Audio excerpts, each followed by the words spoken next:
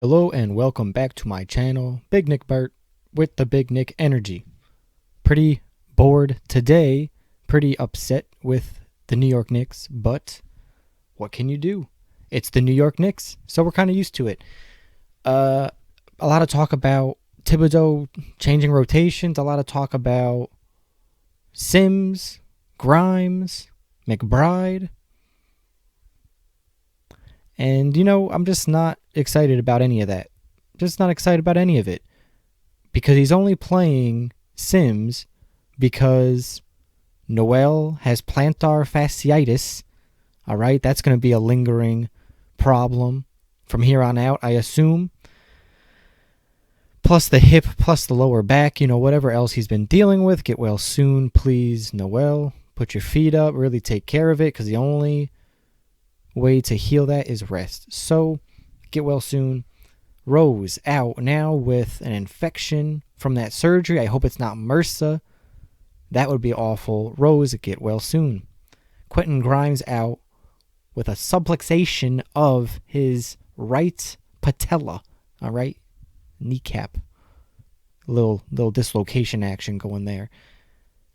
2 to 3 weeks for him. I'm assuming another week or two for Rose.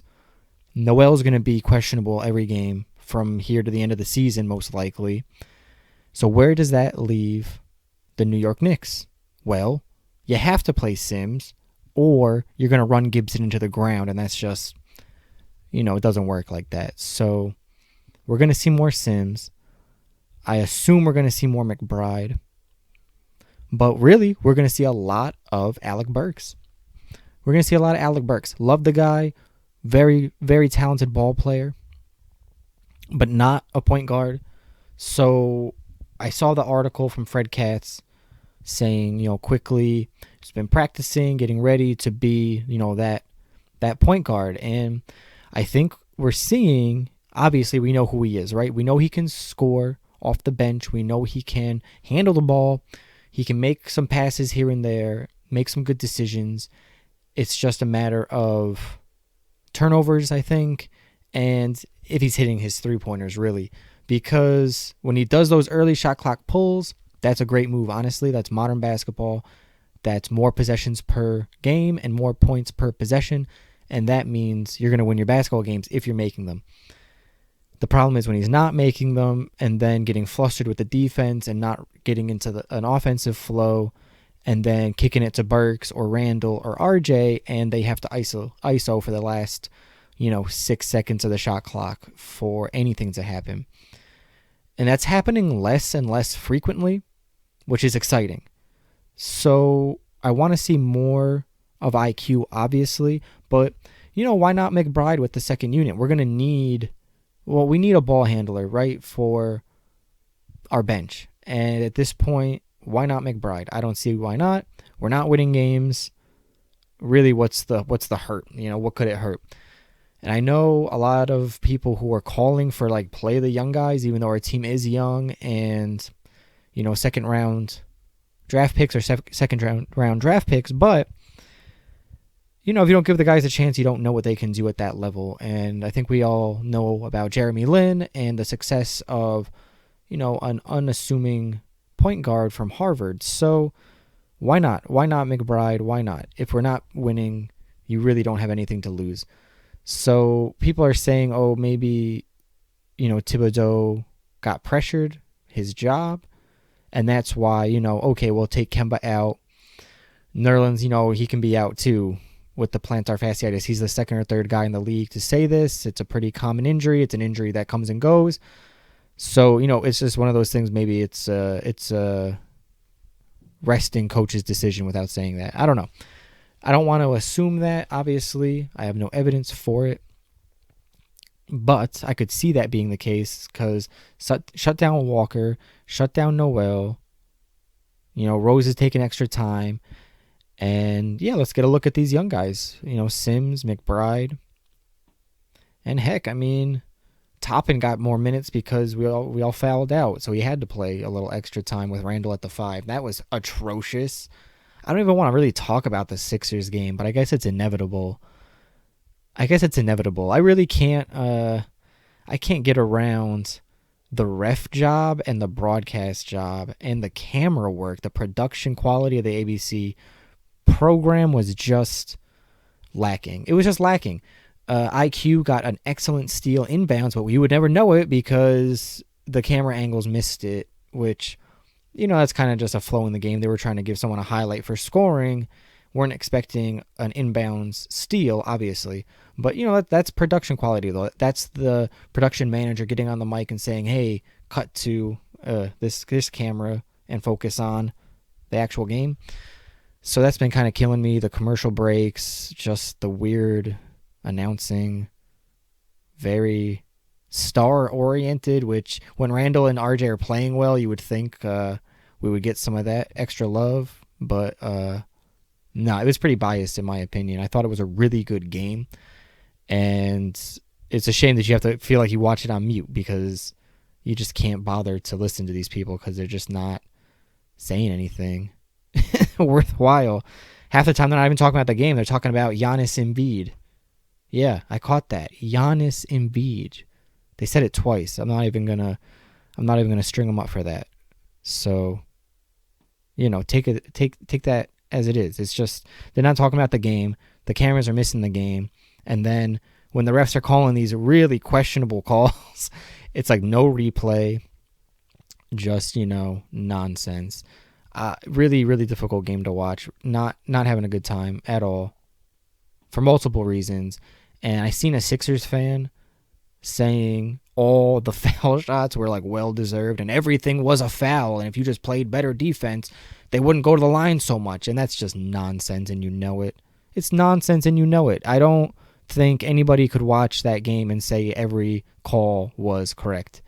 And whatever. I mean, Randall's getting hit in the face, going in for lay-ins, no calls, but you even jump a little bit on a pump fake, they're calling the call, they blow in the whistle before there's even contact. It's nonsense. And I thought they got rid of those jumping into people fouls, but I guess if you're a James Harden and Joel Embiid, you can do that. And they're not going to show the replay anyway to even try to discredit the product. So, it's just ABC, just nonsense. Really, really bad. If you can tune into any other broadcast, I would honestly say you should do so. Because it's just not worth it. The amount of commercial, the amount of just not talking about the game. It's just killing me. I saw somebody, I can't remember his name. They did they said they were fed up. They're like, I can't see these broadcasters. So they went on live and they did it themselves. And I'm like, yo, respect, because I get closer and closer to doing that every day. Just like, man.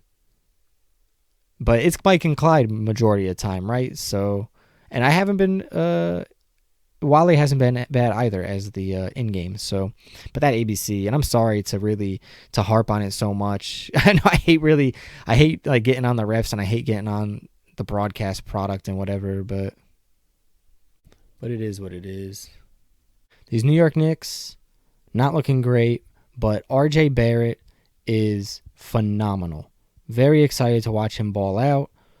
I know he's kind of limited in his attack options. That he always goes left, and everybody's like, oh, but he's really a righty, and he only plays basketball left-handed. It's like, all right, so then go right. Go right then. And he does. So it's just, he can get very predictable, and that's fine. Even if he's predictable, obviously people can't stop him. So keep doing your thing, man. We really like to see it. 46 points. And just, playing a solid sport. But, man, I really wish we had a point guard. Because every time Randall or RJ make a bad pass or IQ gets flustered with the defense, I'm like, man, Derrick Rose, come back. Yeah. Please, get well soon. Come back strong. Because we miss you. We need you. Thibodeau, he's a lost man without you on the court. We all know that, right? That's why he even brought you over. Thibodeau, he needs his Derrick Rose. Hey, a lot of people do. Especially these New York Knicks fans, man.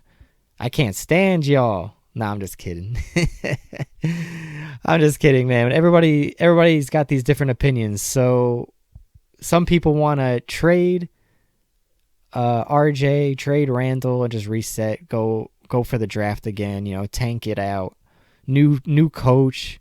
tank it out, trade everybody, let Mitch walk, or sign and trade for more picks.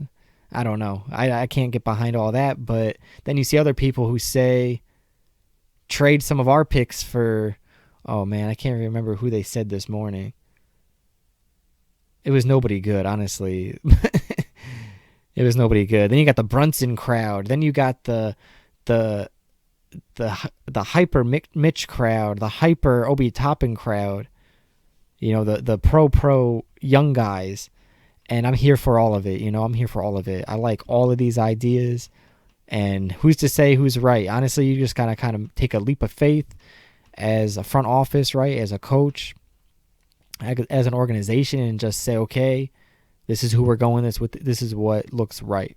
And I guess we'll find out in the offseason, really. We'll find out in the offseason, because right now, thank goodness we're not picking up pieces right now the way some teams are.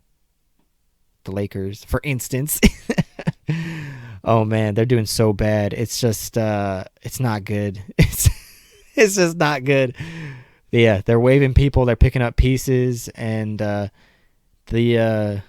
franticness is setting in. I can't believe they didn't do a deal. And I'm almost like, the worse the Lakers look lately, and the more they implode, the more I think Leon Rose is an absolute genius for not making any trades that would benefit the Lakers, period.